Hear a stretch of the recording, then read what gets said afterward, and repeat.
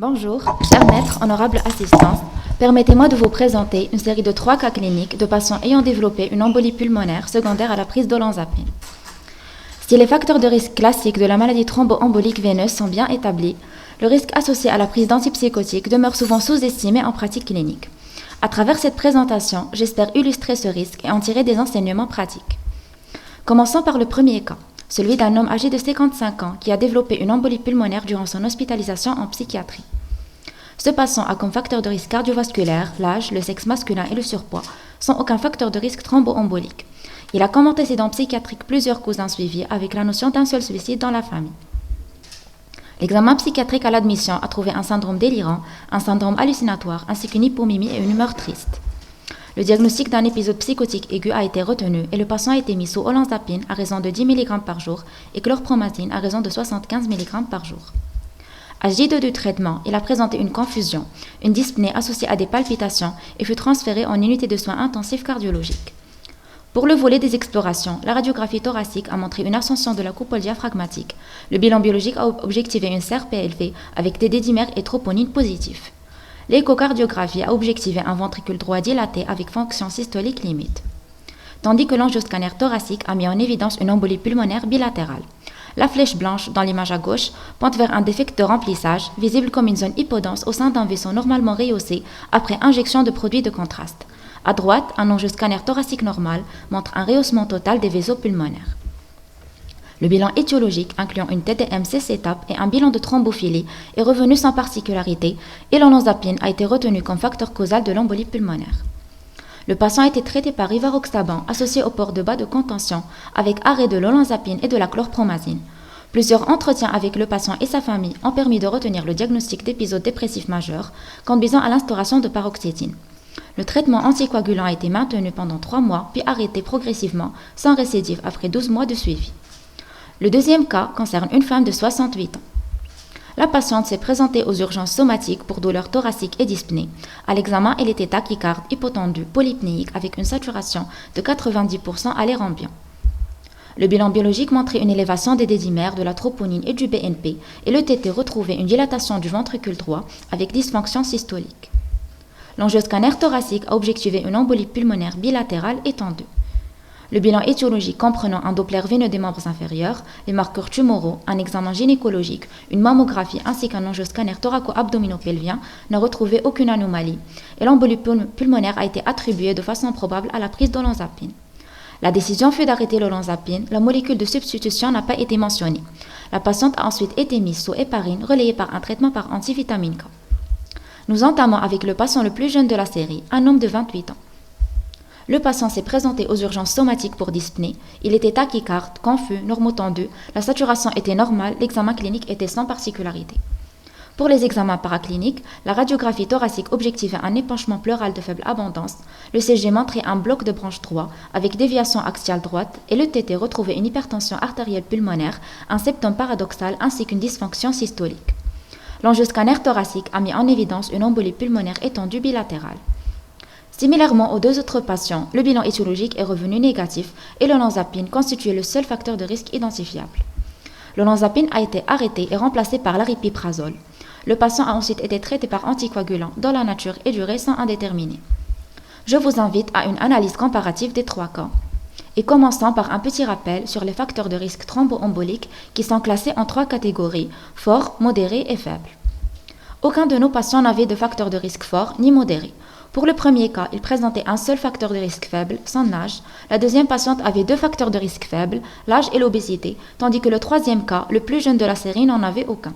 La dose n'est clairement renseignée que dans un seul cas, donc la comparaison est limitée.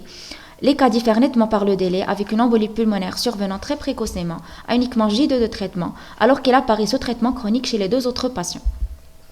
Pour le tableau clinique, les 3 patients avaient tous une dyspnée aiguë. Le premier et troisième cas partageaient le tableau de confusion, tandis que seul le deuxième cas présentait une douleur thoracique. Bien que les 3 patients partagent un diagnostic d'embolie pulmonaire, le troisième cas présente des signes morphologiques les plus nets de cœur pulmonaire aigu. Le bilan étiologique est revenu négatif pour l'ensemble des patients, renforçant l'imputabilité de l'olanzapine dans la survenue de l'embolie pulmonaire. Pour la prise en charge, l'arrêt de l'olanzapine a été décidé dans les 3 cas. Le premier cas a été mis sous paroxétine, tandis que le troisième cas a bénéficié d'un relais par aripiprazole. En ce qui concerne les points communs, l'olanzapine demeure le seul facteur identifiable dans les 3 observations. Malgré des profils de patients très hétérogènes en termes d'âge, de sexe et de comorbidité, les 3 cas partagent une présentation grave classée intermédiaire à élevée. Pour le premier cas, l'apparition de l'embolie pulmonaire dès le 2e jour de traitement suggère un mécanisme aigu, potentiellement distinct des cas 2 et 3 survenant sous traitement chronique. Et le 3e cas présente l'imputabilité la plus probable vu l'absence de tout facteur de risque thromboembolique. Passons maintenant à la discussion. En ce qui concerne le classement des antipsychotiques selon le risque thromboembolique, la clozapine est le chef de file, avec un niveau de preuve solide dans la littérature. Selon une revue de 42 cas publiée sur 2 décennies, le risque thromboembolique chez les patients sous clozapine est estimé entre 3 et 2,75 fois supérieur à celui de la population générale. Parmi les molécules analysées individuellement, on distingue également la prochlorpérazine, dont l'odds ratio est le plus proche de la clozapine, puis l'halopéridol, suivi de la risperidone et de l'olanzapine à égalité. Concernant la comparaison entre les générations, certaines méta-analyses suggèrent que les antipsychotiques de 2e génération auraient un risque légèrement supérieur aux antipsychotiques de 1re génération, mais cette conclusion reste fragile car la clozapine tire l'ensemble vers le haut. En pratique, ce sont les antipsychotiques sédatifs, fortement antihistaminiques et anticholinergiques qui cumulent le plus de mécanismes pro-thrombotiques indépendamment de leur classe. Plusieurs hypothèses expliquent la physiopathologie entre la prise d'antipsychotiques et d'embolie pulmonaire. On distingue des mécanismes communs à tous les antipsychotiques, tels que la sédation, l'immobilisation, la prise de poids et le syndrome métabolique, et des mécanismes propres à l'olanzapine résumés dans cette illustration, notamment l'affinité élevée pour les récepteurs sérotoninergiques qui augmentent la coagulabilité sanguine, ainsi que le blocage des récepteurs alpha-1 adrénergiques qui entraînent une hypotension et favorisent la stase veineuse. L'olanzapine entraîne également une insulinorésistance qui mène au dysfonctionnement endothélial et à un état pro-inflammatoire. L'embolie pulmonaire représente en général un défi diagnostique majeur, mais encore plus chez la population psychiatrique. Elle peut être masquée par des symptômes confondus avec une crise d'angoisse ou une décompensation psychotique. L'anamnèse est souvent difficile et les traitements sédatifs peuvent atténuer les signes respiratoires.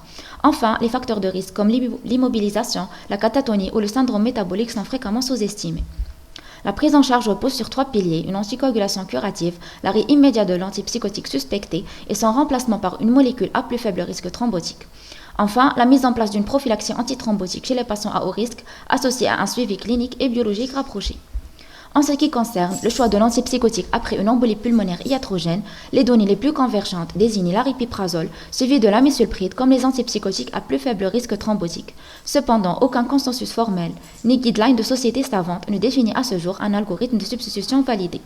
Le délai d'introduction doit donc résulter d'une balance bénéfice-risque individualisée, idéalement discutée en collaboration entre psychiatres, internistes ou hématologues, en tenant compte de la sévérité du trouble psychiatrique et de l'efficacité de l'anticoagulation en place. Afin de guider la décision de thromboprophylaxie, on utilise des scores de stratification, dont le score de Padoue. Sa version originale a été conçue pour les patients hospitalisés en soins aigus, cependant il sous-estimait le risque dans la population psychiatrique.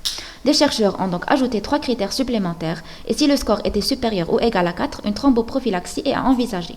Le premier critère étant la déshydratation avec anomalie biologique, le deuxième est les varices ou l'insuffisance veineuse, et le troisième étant la prise d'antipsychotiques. Par rapport au score original, la définition de la mobilité réduite a été adaptée au contexte psychiatrique pour inclure la catatonie et la contention physique supérieure à 8 heures. Cependant, ce score n'a pas été encore validé dans une large cohorte psychiatrique. La littérature reste limitée, principalement constituée de cas cliniques et de petites séries rétrospectives, ce qui réduit la solidité des recommandations. Il est difficile de distinguer l'effet propre de la pathologie psychiatrique de celui des antipsychotiques. Enfin, la relation dose-effet est mal établie et il n'existe pas de recommandations sur les stratégies de substitution. Pour conclure, l'olanzapine est une molécule à fort signal thrombogène expliquée par l'intrication de plusieurs mécanismes physiopathologiques. Les antipsychotiques les plus thrombogènes incluent la clozapine, la prochlorpérazine, l'halopéridol et la risperidone, tandis que l'aripiprazole et l'amisulpride semblent plus sûrs. Le score de Padoue modifié est un outil intéressant pour la prévention thromboembolique chez les patients hospitalisés en psychiatrie et une prise en charge multidisciplinaire est indispensable afin d'assurer une prise en charge optimale de l'embolie pulmonaire sous antipsychotique. Je vous remercie pour votre attention.